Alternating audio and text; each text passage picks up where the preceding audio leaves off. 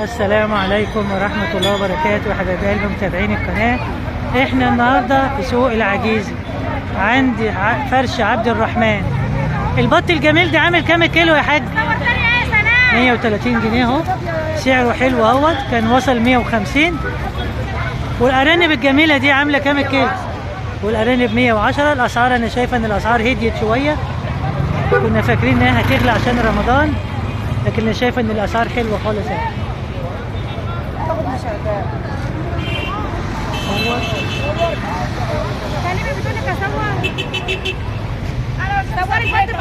البط بكام يا حاجة الكيلو؟ 145. 100 وكام؟ 145. 145 جنيه يا حبايبي. سوق العجيزة اهوت، سوق الاثنين، اللي عاوز يجي يشتري عند الحاجة عايدة.